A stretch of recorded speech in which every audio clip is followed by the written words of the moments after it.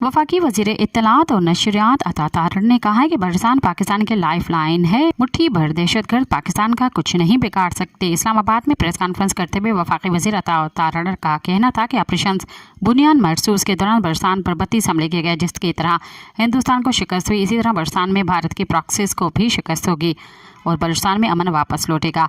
Bharat frustration का शिकार है, उसे जंग और बयानिए दोनों में शिकस्त हुई। उनके अपने लोग उनसे सवाल कर रहे हैं। इंडिया अपनी हार की खिफत मिटाने की कोशिश कर रहा है। अताउल्लाह तारड़ का कहना था कि भारत ने दहशतगर्दी को अपनी खारजा पॉलिसी का एक अहम जुज़ बनाया हुआ है। कनाडा में सिख रहनुमा का कत्ल इसका सबूत है।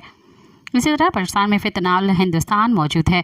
कुलभूषण यादव भारतीय नेवी का हाजिर सर्विस ऑफिसर है, जो खुद को कारोबारी शख्स जाहिर करके पाकिस्तान में दहशतगर्दी करा रहा था।